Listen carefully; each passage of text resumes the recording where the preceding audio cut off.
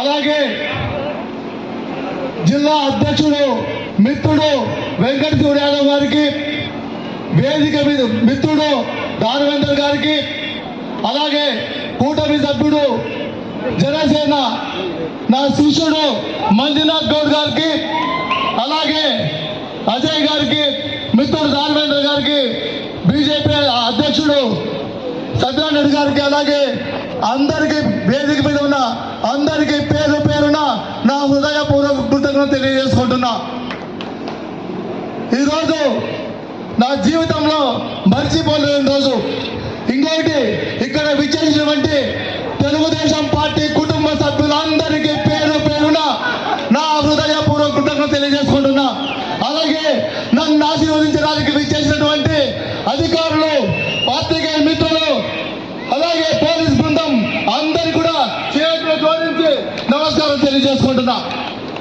నేను ఈరోజు ఈ స్థాయిలో ఉండటానికి మొట్టమొదటిగా నా కుటుంబానికి కృతజ్ఞత తెలియజెప్పాలనుకుంటున్నా. ఎందుకంటే నేను ఏ నిమిషంలో బయటకు వస్తానో తెలియదు, ఎప్పుడు ఇంటికి పోతానో తెలియదు, కానీ నన్ను భరించారని చెప్పేసి కూడా ఈ సందర్భంగా నేను తెలియజేసుకుంటున్నా. ఈరోజు కాళవ శ్రీనివాస్ అనే ఒక శక్తి నన్ను ఒక కుటుంబ సభ్యుడిగా, సొంత మనిషిగా నన్ను ఆదరిస్తూ ఒక చిన్న గ్రామం నుంచి ఒక నియోజకవర్గ స్థాయికి ఎదగడానికి నా కోసం ఎంతో మందితో నిష్ఠూరాలై చివరికి నన్ను ఆశీర్వదించి నాకు ఈ పదవి కట్టినందుకు ఆయనకు జీవితాంతం రుణపడి ఉంటానని చెప్పేసి కూడా తెలియజేసుకుంటున్నా. అలాగే నాకు ఈ మార్కెట్ పదవి రావడానికి ఇంకొక ముఖ్య వ్యక్తి కాళవ భరత్, నా సొంత తమ్ముడు. ఆయన సహకారంతో మన యువ నాయకుడు, మన భవిష్యత్ నాయకుడు 2029 మన సారథి కాళవ భరత్ గారు కూడా స్వాగతం తెలియజేసుకుంటున్నా.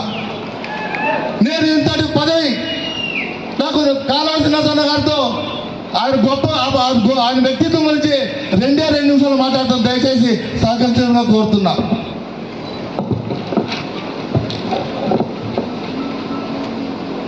నమ్మకం, విశ్వాసం, ఇవి రెండు ప్రతి ఒక్కరికి కోట్ల ఆస్తి విలువ కలిగినప్పుడే ఉన్నతంగా ఎదుగుతాం.